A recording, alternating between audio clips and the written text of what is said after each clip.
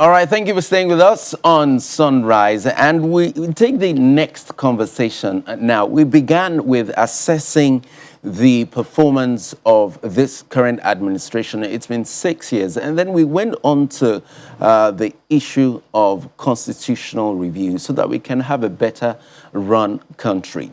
And now this next conversation is about security. The country has continued to grapple with all forms of insecurity, especially over the last decade. But the situation seems to have gotten even worse in the last few years. You talk about banditry, talk about kidnapping, talk about insurgency and the like. The government is doing what it believes it can, but Nigerians still express the fact that they feel unsafe. So we're going to continue that conversation now, and I have a guest in our Abuja studio. Is a representative, and his name is Abdul Razak Namdas. He's the chairman, House Committee on Army, and a member of Special Committee on National Security. What better person we should have this morning to discuss this? Honorable Namdas, nice to see you again. Thank you so much. All right.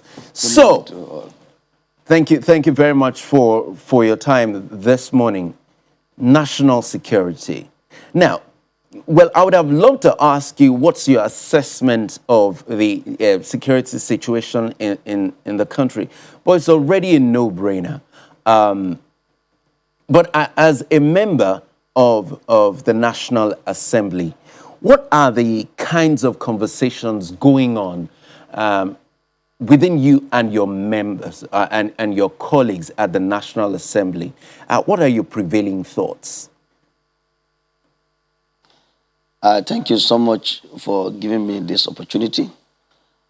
I want to tell you that it's a known fact that as members who are representing their various constituencies, on a daily basis, we are confronted with several challenges in our various constituencies in respect to kidnapping, banditry, cattle rustling, and insurgency and pipeline vandalization and what have you. Again, members always come up with motions on the floor of the House in respect of those challenges that have occurred in their various constituencies. We recognize the fact that the security challenge in Nigeria is getting more serious. In several years back, we were confronted with the issue of just insurgency in the northeast part of Nigeria. I come from Adamawa State, and I knew that everybody is aware at one particular point in time, we had several local governments, almost close to 14, and 7 of which was from Adamawa State, that were really under the occupation of Boko Haram. But this became history. Subsequently, we tried to solve the problem. But now, the problem has, or the challenge has increased. We are no longer dealing with insurgents. We are dealing with also banditry. And of course, this is a serious challenge, but we recognize that. And that is why anytime the security armed forces or the security agencies come during for resources in terms of appropriation, the National Assembly has never been lacking in the last 10 years to support the security forces with resources. But I think this time around, we feel that we must be on, there must be a complete overhaul of the whole situation. And that was what engineered the Speaker of the House of Representatives, Femi Bajabiamila, to decide that, look, I have to put a special ad hoc committee that will be led by himself. And that's what we are doing the last 4 days. Today is the last day of the summit. And we are discussing how we can be able to confront the situation, how we can collaborate with the executive, the security forces, NGOs, traditional institutions, and other stakeholders, academia and the rest, so that we can solve this problem. And we are making progress in that respect. All right. You've been around the corridors of power for a bit. Can you share with Nigerians how difficult it is to bring sponsors of insurgency to book? I'm not talking about the fighters on the street. Nigeria is a militarily intelligent country. I believe the people at the helms of power, they have names, they have people, they have groups, they have places, and we've not seen serious arrests, serious names published, because these are going to be serious deterrents to the continuity of these levels of insecurity that we see. So I'm going to ask you how difficult it is for the government to do this. I think to be fair to government and to the security forces, a lot of arrests have been made. If you go today to some of the correctional centers, you could still find a lot of people that have been detained and in respect of either be suspected to be Boko Haram members, insurgents, bandits, and what have you.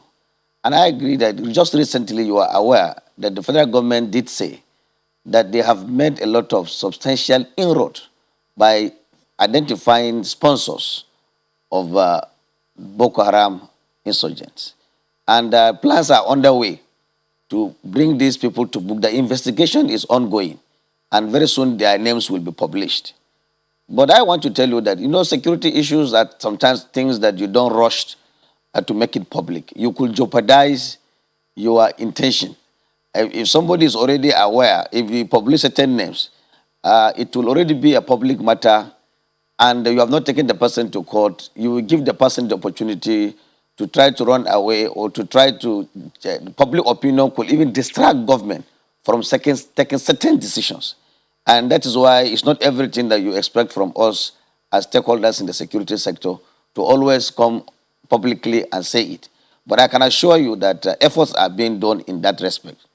I think it is very unfortunate that if you can to see that people are alleged to be funding Boko Haram. I don't know what is going to be the benefit funding Boko Haram. What is the benefit they are going to derive from that?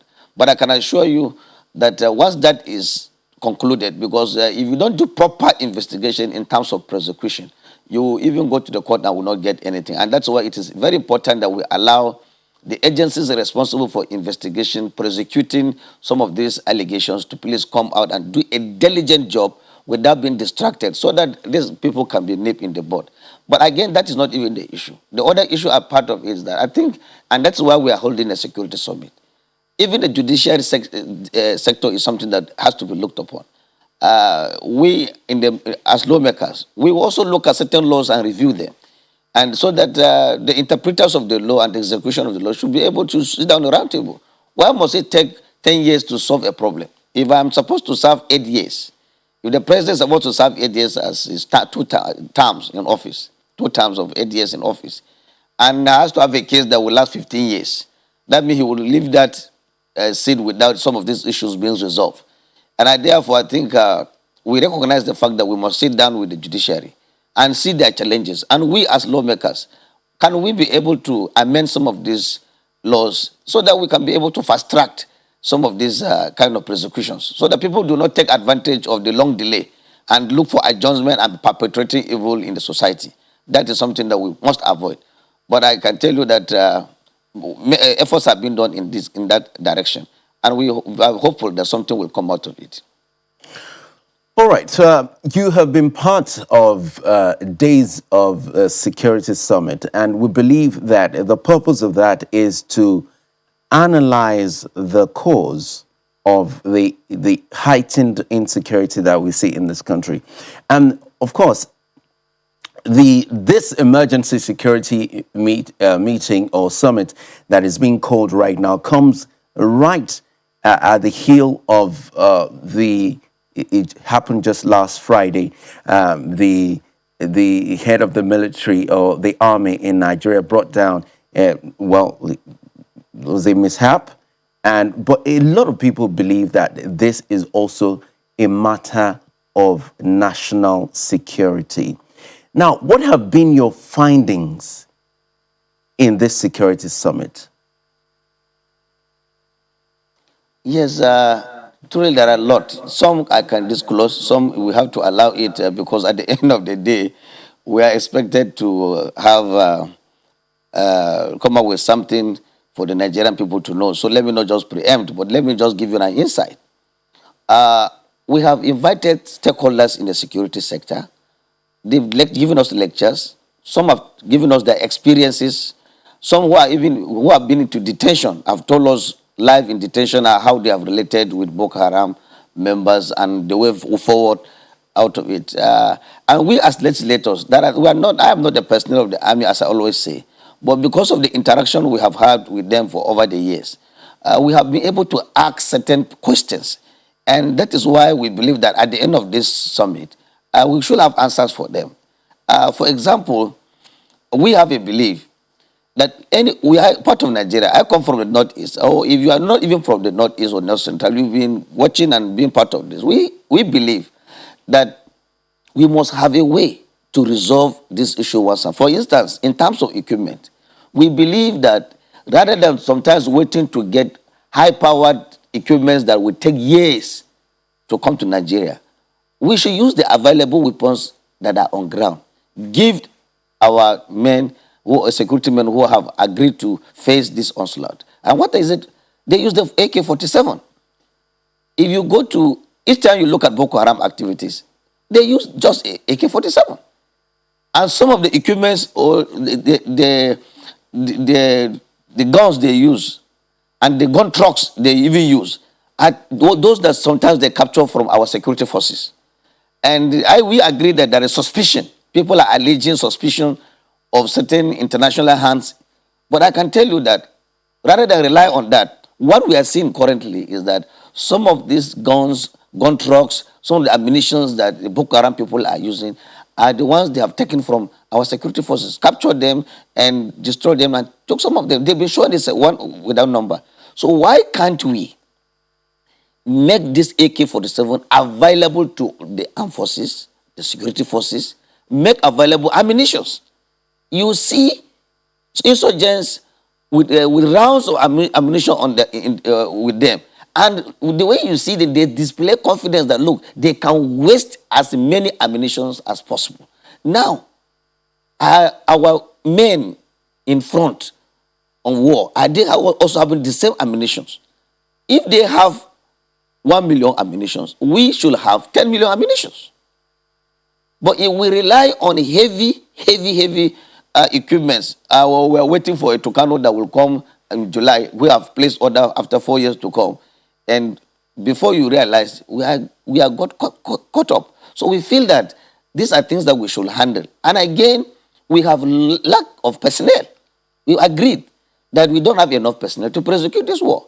What can we do to assist from the part of the legislature to see that we assist the security forces, get enough personnel to prosecute this war? And this is very serious. We have also tried to also advise both the police and particularly the army. For example, I can give you an example of the army. If you train an army officer or a soldier to go for combat, after this training, and you post the officer to be a cook, to do certain duties that civilians can do, we have the belief that, look, relieve the soldier, bring civilians to handle certain jobs that civilians can do right in the barracks, either in the army, doing certain job. Allow the man you have trained with our resources to go and face the insurgents. This is very important because we in the midst of lack of personnel, we still have enough personnel that are doing things that are not really combatant. I know that it's not also just that combatant, but at least there are people that you have trained. Instead of asking them to remain either at the mess and do things that civilians can do, mop up those gentlemen and let's add to the one we have, face these insurgents, we solve the problems once and for all. And this is things that we have actually come on. We agreed to funding them too. All right, so we agreed to funding them. Yeah.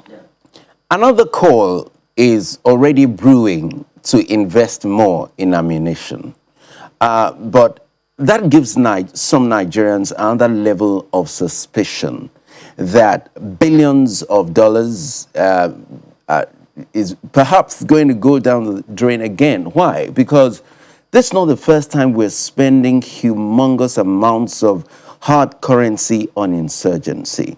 There have been questions about what did we do, the monies that have been released in the recent past for buying ammunition. What do you say to this? You are right that I've said it earlier that in the last 10 years, the National Assembly has actually assisted or have lived up to expectation by funding the armed forces, the security forces, and we expect that they should be accountable. In doing our oversight, we should be able to ask questions and see for ourselves whether the money that have been budgeted or the funds that have been appropriated are actually being used judiciously. But I agree that this is very vital. I also want Nigerians to understand we are in a period of war. And war is an expensive situation. I can tell you that. Everybody knows, even laymen on the street know that it's very expensive. As I said earlier, if you budget so much money for purchase of ammunition and equipment, Honorable Namdas, it's not that we if you can hear me, Honorable Yes. Namdas, apologies for butting in. But see, it appears that, yes, we are at war, but it appears that if time and time again, monies are being appropriated and budgeted for ammunition, and we don't see them, it suggests that there are enemies within that first we need to deal with. And it doesn't appear that we are paying attention to that part of the internal insurgency. Answer your question straightforward. Let me tell you that right now in the National Assembly, our House of Representatives, as I speak, in particular, already investigation of how funds for purchase of ammunition is underway. Investigation is underway. Very soon, I think the committee has almost concluded its sittings and will come out with a report on that. And I am not a member of that committee, but I know that because of what you say, the National Assembly has also identified that, and that's why a committee was put in place to investigate. And they have invited a lot of security leaders and sectors to come and explain, and they've done the explanation. So I would suggest that we wait until we hear the outcome of that investigation. But what I was trying to say earlier is that even if you appropriate funds for purchase of arms, it is not as if you have to buy the arms and keep so that Nigeria will come and keep seeing those arms. What happens is that if you buy the arms, you have to take it to the right people to use it. As you bring in arms, these arms must be used. So sometimes you may not come and see them in one place to say, look, we are not going to keep it as a fashion for people to come and watch and see the ammunitions that are. But as they bring, they must keep records of what they be able to buy. They must keep video footages of it. Anytime we come, we should be able to see it. But at least this thing must be used. And again, I must tell you that because the challenge has increased on a daily basis. It used to be only insurgency. Today, banditry, cattle rustling, farmer headers crisis. So the problem is also increases. It's increasing on a daily basis. So you can see that the challenge is increasing. But I agree with you that there must be serious investigation. But we must recognize the fact that even as I speak, the funding is still low. I don't know what people see it, but it's very low. I am a chairman House Committee on Army. I can speak authoritatively on Army that in 2021 budget, 29 billion was budgeted for purchase of capital, And if they say capital, it's not even purchase of ammunition alone. This capital indicates that you must be able to renovate all the barracks, you renovate buy equipments with it. So it's not just only for equipment. And 29 billion, my brother, it is very, very, very, very insignificant for the Nigerian army to pursue. This is just the truth. But what I say is that even if you give somebody 10 naira, you must like to see value for money. You must like to see whether that 10 naira is used. But the truth is that the resources is too small. And that is the truth. Today, if I am to tell you exactly what is happening, you will be shocked to say that this thing is, but everything we can see it on television. But I must tell you that this is a serious business. We must make it, let us support them, give them the ammunitions, give them all the necessary funding, and then give them time limit. Now we have a new chief in town. Now, tell us, we are going to invite him. What is going to be your strategy? Explain to us. How do you intend to win this war? We will give you. We talk to you. We are parliamentarians. We will also tell, look, if you don't achieve this, we recommend certain things against you because we are the ones that are oversighting you. So tell us. And very soon he will come for confirmation. And we wait. and hear from him. All right, moving on in that conversation, in the last decades, or even farther back, we see that this stories of banditry, kidnapping, and insurgency happened in the upper hemisphere of the nation. But we see that we're hearing stories of insecurity literally everywhere in the country. And we just had a conversation about corruption in the country. People are not satisfied with quite a number of things, especially how the country is being run, how resources are being used, and stuff like that. This rapid increase in insecurity, what do you, on what table do you put it? What do you think spurred insecurity literally across the country in the last few years? This is just as you are right. I think this is even the reason why we have a summit in the first place. We are very concerned that you cannot live in a country where on a daily basis report of insecurity challenges is on the increase. People cannot travel by road. I mean, some people have decided to avoid even traveling by road. And now all of us in this country are not rich enough to use the aircraft on a daily basis. Some even cannot even afford to even use motorcycles. They have to trek. And we have to be concerned about the man that cannot even have a bicycle, have even a motorcycle. So you can see it's a very serious challenge. Even as a politician, for me to mingle with my people, I will require peace. And therefore, if there is no peace, election will not even take place. You cannot enjoy even life as a human being. So we are worried that this thing is happening. And that's why we are asking questions. How come that Boko Haram, that is not even trained, or that they receive training from the people that is not formal, and they are fighting with people who have trained, it will take us 12 years to prosecute this one, and it appears there is no end in sight. This is a very serious matter. We are worried. I said it before on this on a particular program on channels. I said, for example, now Shekau is alleged that he has been killed. You see, assuming it is our security forces that are able to arrest him, the ratings of our security forces will have increased. Honorable Namdas. Assuming we are able to... Honorable Namdas, please hold on a second. A lot of people are interested in this Shekau matter. We believe that by virtue of your position, even in the National Assembly, you should be able to tell us whether Shekau has been killed. Well, it's not by virtue of being in the National Assembly. At least I am not... I mean, you had the Committee on the Army. And yes, there's some level of intelligence that comes to you. From the reports reaching us, I believe that Shekau is dead until something otherwise happens. I know in the past, Shekau used to be an Abiku. When I say Abiku, he would die and he will report to be alive. He would die, he will come back. It has happened severally.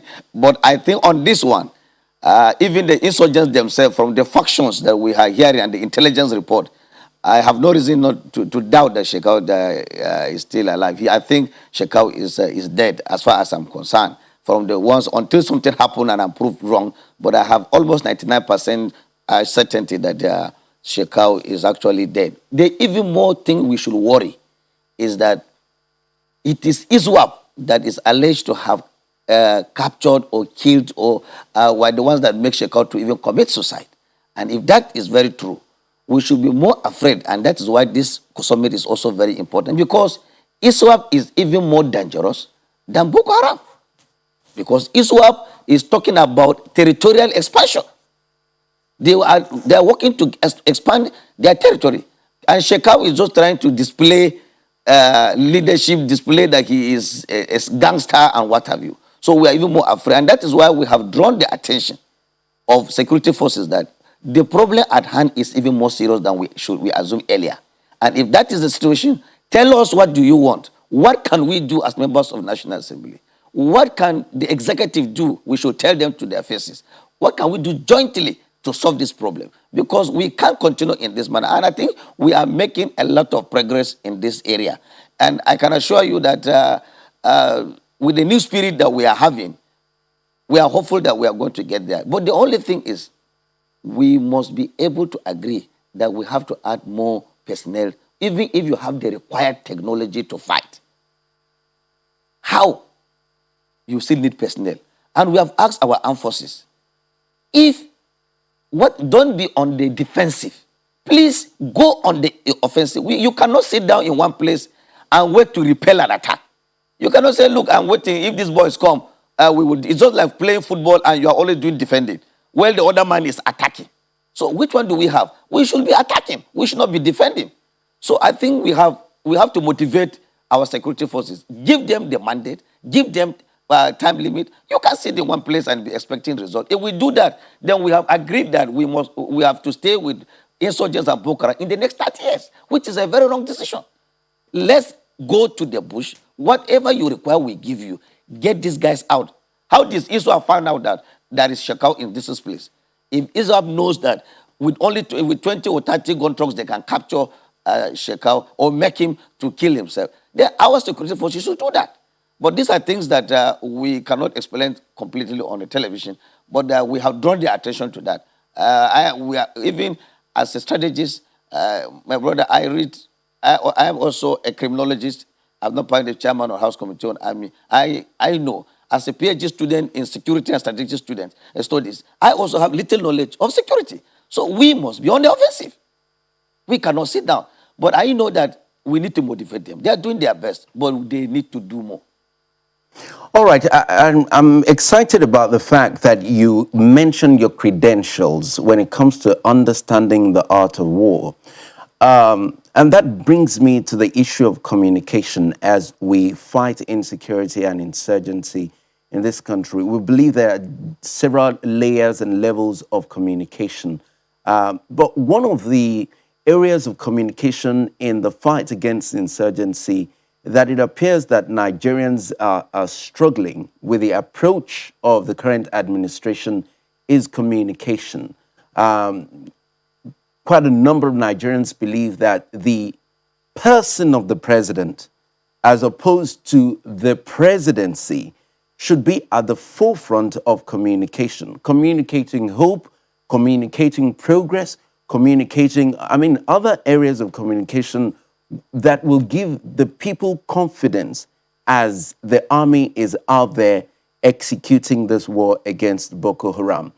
How would you assess the level of, or the impact, or the level of communication of the person of the president as against what we hear from the presidency? Because sometimes we even hear contradictory information from within the presidency. How would you appraise that? You know, I'm a legislator, and I used to have a media background. I was the spokesman of the House in the 8th Assembly. And I know that during our time we did our best. There are little issues with communications that I know. Little issues, but I can't speak for the presidency. But there is need, there's room for improvement. If you are in a situation that we have found ourselves, you are right that communication is key. People need to be given hope, not false hope. Even when things come so bad, in terms of explanation, you should talk to Nigerians in a manner that they will have the hope and believe in the presidency and believe in the presidency capacity to resolve the issues and share in their pains and also share in their joy. These are just the serious things that as a communicator you need to do. Because if you become insensitive to certain issues, you can only aggravate the situation. So therefore, we must, as officials of government, be sensitive to the problems that Nigerians are facing. Wherever you can add value, it is important you add value. If you are not adding value, you are not being caring, then there are certain things you must not say. That is very important. So that at least Nigerians will know that, look, they have leaders that have identified with them and are also grieving in their sorrow, believing in their joy and what have you. So this is a fact. But again, beyond that, I have to also talk to the Nigerian media. I have a media background. I was the chief press secretary earlier before. So I know I have played politics of NUJ. At one point, I was secretary to the Nigerian Union of Journalists in my state some years back. So these are things that I'm very confident. I know I've been in this job for some decades too also. The point is that let us also please help government.